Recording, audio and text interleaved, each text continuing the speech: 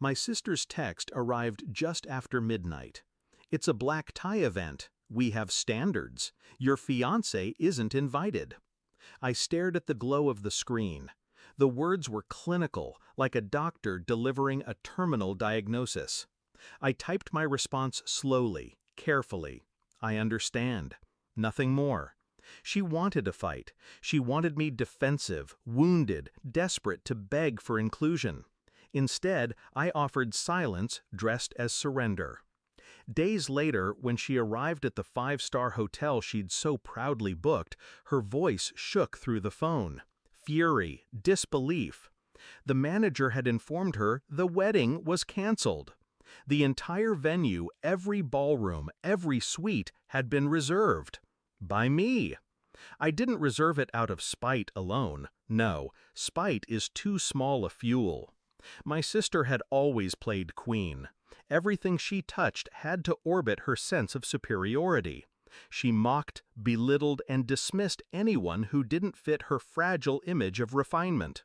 For years, I'd let it slide. Family, after all. But this time, she aimed her blade at the only person who had ever stood by me without conditions. My fiancé, who carried no pedigree but had the kind of dignity my sister could never fake. Her exclusion wasn't just insult, it was strategy. My sister wanted control over me the way she had over everyone else, through humiliation. She believed I'd choose family politics over love, that I'd quietly sit at her side while the woman I intended to marry was branded unworthy. But betrayal rarely announces itself with fireworks. It seeps in slowly, 1,000 little cuts. This was simply the one that bled enough for me to finally notice how deep the wound had grown. I began watching her, quietly. The more I looked, the more I saw. A wedding she couldn't afford. Vendors she hadn't paid. Lies whispered to relatives about my fiancé. Claims of debts, rumors of infidelity, ugly fabrications designed to isolate us. I dug deeper. Phone records, financial trails, emails full of desperation, begging loan officers to extend deadlines. She had leveraged the family name for credit she couldn't sustain.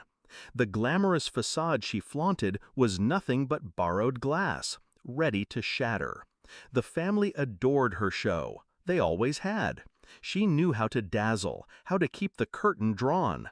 I decided to lift it. Not with noise, not with confrontation, but with precision.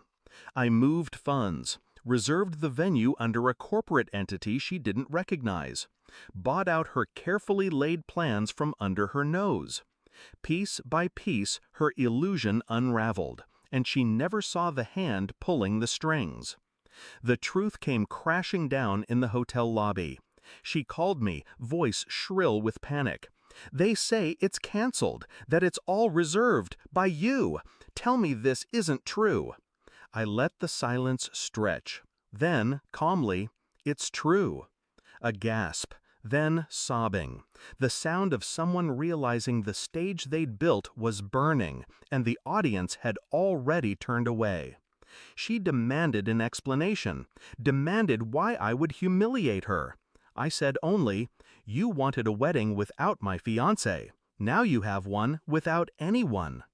Her sobs deepened into rage, but I felt nothing, only a strange stillness, as if I'd finally reached the eye of a storm that had chased me my entire life.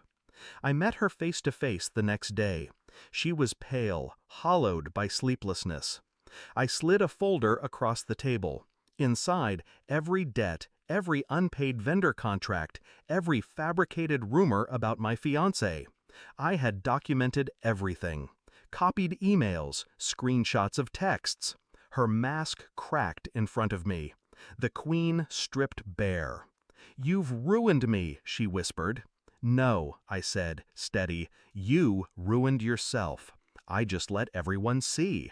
She begged, pleaded, tried to claw at the remnants of control. But I'd already spoken to the family, already revealed the truth, already ensured her empire of lies collapsed in plain sight. Now, weeks later, the dust has settled.